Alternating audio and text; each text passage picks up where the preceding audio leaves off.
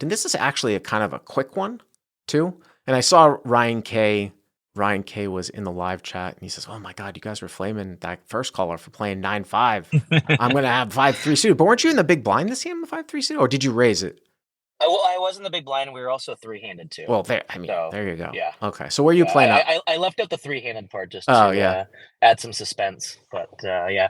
So we were originally playing. Sorry, we were originally playing 2-3, and the game was about to break, and then we made it 2-5, just three players.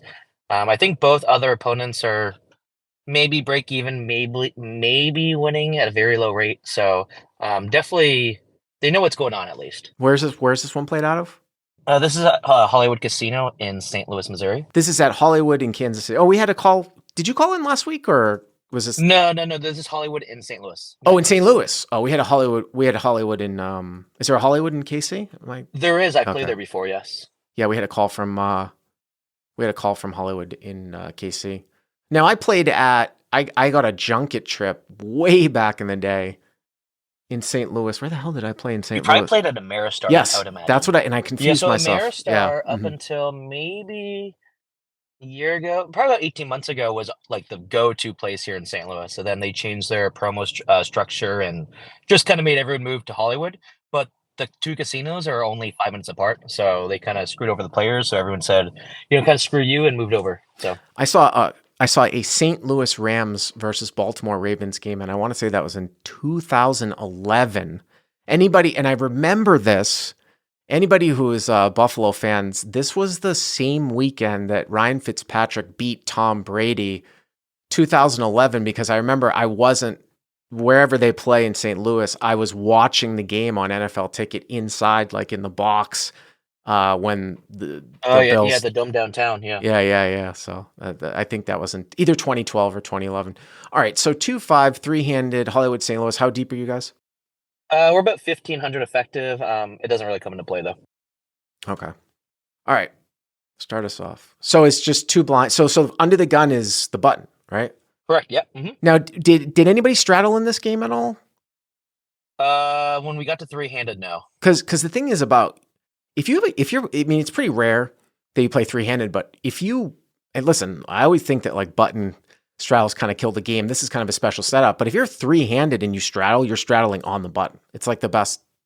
It's the most like advantageous probably situation of all of poker, playing three-handed with the straddle. Yeah, so before we were playing 2-3 straddle 6 to 15, kind of under the gun's choice. And then when we went to three-handed, someone just said, "Hey, I don't want to straddle anymore." Okay. And yeah, it was kind of like, "Oh, whatever, I don't care." It was like 3 a.m, So. Yeah. So anyway, so the button makes it 15. The small blind folds, and then I'm in the big blind at 5-3 of spades, and I just make the call, which I think's pretty straightforward. We're only three-handed, nothing too crazy there. Yeah, I don't know about. It's interesting if you look at heads up. If you look at heads up, so I was kind of looking at. I don't know, for some reason over the summer I was looking at a lot of charts and stuff for tournament stuff, and I came across like a heads up chart. I know this is three-handed, but there's a lot of folds with like low cards. I just in theory, I wonder if this is actually, it's just not good enough. You know what I'm saying? Like it's not good enough for a call. I'm just thinking out loud. I'm not sure off the top of my head, but yeah, no, I can see it. I mean, I really don't play that much short-handed, and right. felt like I folded with 15 hands in a row. So I was like, you know what? I'll just throw in the call or whatever. You could three bet too, right? I mean, I could have three bet for sure. I didn't really think of that at the time, but so I made the call. So flop's $30. And it's 10 of hearts, 8 of diamonds, and then the 5 of hearts. Okay, so you flop bottom pair. Yeah. Yep. So I check, and the villain makes it 20, which is 2/3 of the pot. But I kind of looked at absolute size, and we're three-handed and whatnot. So I just made the call, which I think is probably pretty standard so far. Yeah. So he bets 20. It's 10 of hearts, 5 of diamonds. Excuse me, 10 of hearts, 8 of diamonds, 5 of hearts. You have 5-3 of spades. Yep. It's kind of hard to fold out any pair. Now, if there was a spade out there, you do see bottom pair sometimes start to get check raised here for some protection in certain types of situations. I don't know if you ever thought about that, but yeah, if there was a spade, I definitely would have considered it. But like I said, just bottom pair, no back doors. I just thought a call, then evaluate the turn would be the best course of action. So button bets 20, hero calls, and now we're at 70. Yep, and then the turn is a great card. It is the 5 of diamonds. All right, so 5 of diamonds here. So it's 10, 8, 5, 5. And this is where you have a lot of leads coming from out of position in the big blind. And I mean, obviously here you flop trips. I mean, excuse me, you turn trips, right? Yeah. You could have turned like 2 pair as a 3, but you do see a lot of board pairing leads here from out of position. And then you can kind of balance that with some protection types of bets, like with like 10x. And then any draws that you just check called with, you lead to. You see it a little bit more so with kind of like middle pair, but I think in this setup though, it's probably the same. It's exactly the same type of thing in a 3-handed type of format. I mean, the thing, and you can say that I'm a little bit unbalanced here, although I will find my donk leads here on turn with draws that I don't check raise. But what I was gonna say is like in live poker, like I love to like lead strong hands here on the turn when I think it's going to get checked through. Now, with that being said, though, it is just bottom pair. This is not like you're playing 9-handed and under the gun raises and you call in the big blind and the board comes out like, 8 deuce 3 and you check call and the turn's an 8 and you have all the 8s and he doesn't. That's where I like to lead because it's going to get checked through so much. Here, he should still continue to bet like, some 10x. So it's not a mandatory lead. But spam stuff, so I like check raising here too. Yeah, sure. If he bets. Yeah, and that's kind of what I was going for is he was continuing pretty aggressive throughout the streets. Yeah. So I was definitely leaning towards a check raise. I did think he was going to bet.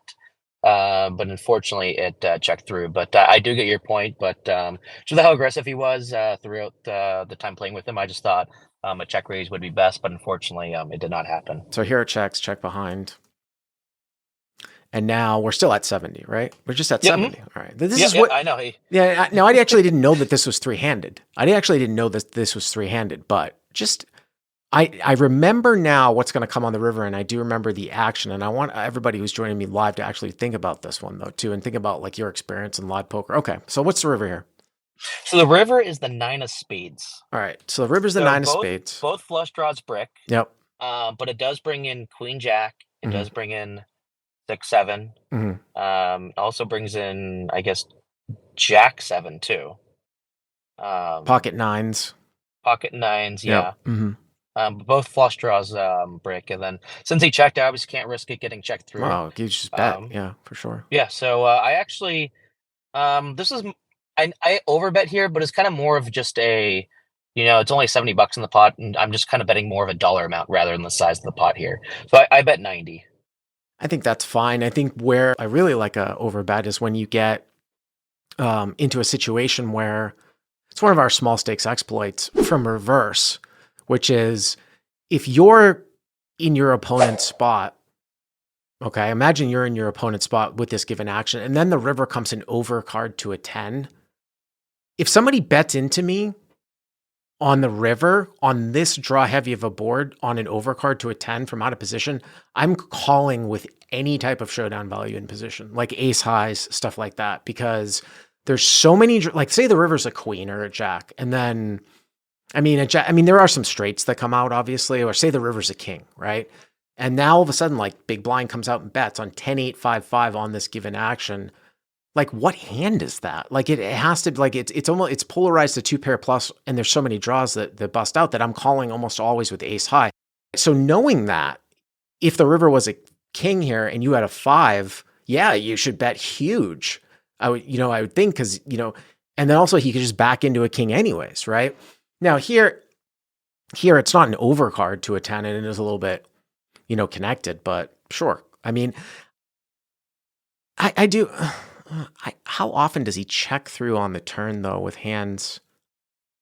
The board is very, very draw heavy, so you might get looked up anyways by something that thinks it's showdown oriented. I'm just trying to think, like when he checks back turn on the bottom card, like how strong really is he? And even before, I made some pretty thin value bets against him, where I wouldn't be surprised if he called me down with like ace high here or something. Well, that's the whole thing, right? Yeah. Okay. Okay, so you bet 90 and? He raises to 300. Oh, so the big blind, the button raises to 300. That's correct. Now, I know you're a last minute ad because I was looking for a slot on the and I posted it up in our Discord, which I'll sometimes do if I'm looking for a slot for all our subscribers. And I looked at this one, and I was like, oh, this is a simple little hand, but I didn't know that it was three-handed. But the thing about this, and this is why I said to all these guys like who are in the live chat, they're just gonna be like, call, call, call. I got trip fives. This is such an underbluffed spot here. It's so crazy because not only are you overbetting the turn, there's many, many things that are going on here against you. One of the things that's going on for you is the raise isn't like super large, but not only did you overbet the turn and then he's raising you on the overbet, but you would think that the hands that kind of like are the busted draws that somehow get here that want to sort of, you know, might feel like it's got no showdown value and want to turn into a bluff, you would think that those hands would continue to bet the turn. So, I mean, it's going to be 460 and it's like 210 for you to call. So, I mean, here's the thing, right? Like, it's like you're getting what? Almost, you're getting over 2-1 and the pot's kind of small. But I'm just saying I kind of picked this one because just like, so in going through my mental catalog of hands like this, like whenever I turn something and then it gets checked through and then I bet the river, like say this exact example, I played it exactly like this, and then I get raised on a card that changes things, I'm almost never good. I'm almost never good here. And it would not surprise me if you are beaten here. Now, again, 460 for 210 for 460. Yeah. Yeah, so going through it at first, I was like, okay, this is basically either a straight or nothing. Well, it can be nine. Um, Well, nine's full too, right? it could be nines full, but I think What about tens full and as eights full? That he thinks is there ever some slow playing going on here too? I personally don't think so. I mean, I could be wrong. In my head, I kind of thought, all over pairs are betting the turn. Sets are betting the turn. Even a hand like 10-8's betting the turn. If he somehow has some random combo 10-5, he's betting the turn. So I kind of basically put him on straights or just complete air. 6-7 is also 6-7's a straight, right? Jack-7's a straight. Queen Jack is a straight. The interesting thing about that though is, I guess it kind of depends. Maybe like if you had 6-7 here, that probably should be less of a double barrel.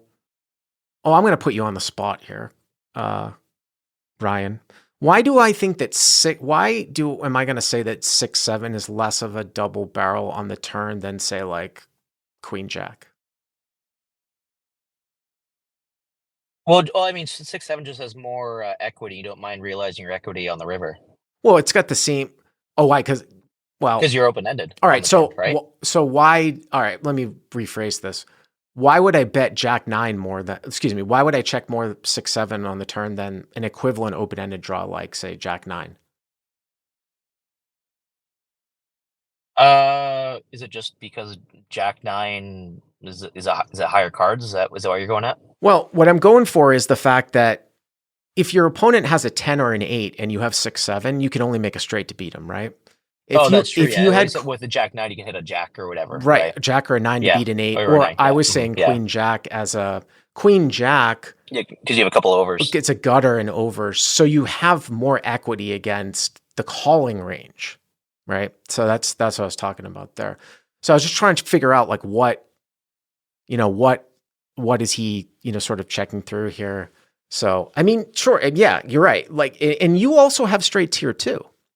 Yeah. And then another thing I thought about today, actually, after I emailed you this morning, and I didn't think about this live, but like I said, just kind of some random thoughts today, is if we think he may have a straight, is there any merit to 3-betting to represent votes? The old 3-betting trips here. 3-betting as a bluff with trips and hold them. You remember the call? Well, no, I mean, we've talked about this before. It's a PLO play. I know, but we have, I mean, 3-handed. I mean, there's definitely some merit where I could flop a set. Although I probably do. Yeah, but I here's do the thing: the only 3-bet tens, the only thing that like would I only would have pocket eights. that That's what. really the only hand I would have. But wouldn't you 3-bet that too? I mean, if I was in your opponent's spot Yeah, here, I probably would. So it'd have to be some hand like like 8-5. I mean, if I have 5-3 suited, I definitely have 10-5 suited or 8-5 suited or right? something like that. Especially three-handed, right? Well, yeah, but then I would start to think if I'm your opponent, like, are you just check calling with 10-5? Like, how often are you check calling with 2-pair? And if you're doing a lot of raising with 2-pair on the flop, then the only boat that you're going to have as played is like 9-5-9. Yeah. Mm-hmm. And then the other thing too is that if you have 5-9, some people aren't even going to 3-bet the river with that because it loses to pocket eights and pocket tens. If you think a guy is like, say, slow playing. Yeah, So that's so like I don't know. under the beds though. Yeah, I'm just I'm saying if Yeah, I and was like I in your said, opponent's it was spot, really just a but thought I just had, this afternoon before we got on the call. So I don't just like 3-betting here as a bluff. I no, really don't. no. Like I said, I think there's a reason I never thought of that when the hand was going down. Yeah. So, do you want to know what I did? Yeah, what did you do? So I ended up folding. Okay. Oh, so you did And fold. Wow. I did fold. Yeah. That's a disciplined fold. I could even tell you that I'm like, this is never a bluff, and I still end up calling sometimes. Oh, I know. Trust me, I've been there. And then, I mean, I did tank for probably about 2.5 minutes, and right when I fold, the other guy at the table goes, "Oh, it got through." And then a couple hands later, I asked the guy what he had. He's like, "I'll tell you afterwards." So then the game breaks. I asked him, and he said he had Jack 7. First straight. Yeah. Mm-hmm. And it's funny because when this was going on, I was saying, "Wow, this is like 6-7 or Queen Jack," and then afterwards, he's like, "Yeah, I had a straight. You just never guessed the one I had." Mm-hmm. Yeah. But you think about it too, though, if it's only three-handed, he probably has all 16 combos of Queen Jack, Mm-hmm. right? Yep. Probably has a decent amount of 6-7, right? Well, I mean, So he could even open there's a lot of 6-7. combos I leave to. Yeah, I mean, he's opening a very wide range. Yeah. So when you look at it, when I look at after the hand, I'm like, holy crap! There's so many combos he has. Yeah, there's that so I many. lose to. There's so many hands. From an you can flip it around from an MDF perspective. Like some people think it would be like, well, what better hands do I have here? Well, no, I mean, I think the hero has a lot of straights here too, right? Because if you defended with 5-3, you're going to defend with Queen Jack, Jack 7. I don't know if you're defending with Jack 7 off, but No. yeah. But I'm glad you didn't 3-bet. Yeah, like I don't know. said, Maybe you I didn't think of it till today, but I mean, the problem is if I 3-bet, I probably have to go to what 900, and then if he just jams all in, I'm almost kind of pot committed at that point. Yeah, because it'll be like 600 more for well, what 2,400. well, if you, I thought you're you always done, but you're getting no, like I thought you 4 were to going to 1. just 3-bet jam. I mean, I guess I could do that too. I mean, I guess it doesn't matter. I mean, whatever. Yeah, if you yeah. Ramsey Ramiro in the live chat says, poker is still alive when people think the button range 3-handed is vastly different than the button range 9-handed. I don't think you necessarily say that. It's just, even if it was a 9-handed button range, right? It would still contain. If it folded him on the button, yeah. I mean, there's still a lot he has, but I'm just saying it's probably still at least slightly wider 3-handed, Yeah, I was going to say, I mean, even if it's not even supposed to theoretically be wider 3-handed, like it just probably is in this exact scenario. Oh, I mean, I'm sure everyone when we play short-handed, we all play more speculative hands, Yeah. Anyways, thanks for the call. I appreciate it. Yeah, thanks, Bart. I appreciate it. You have a good one. All right.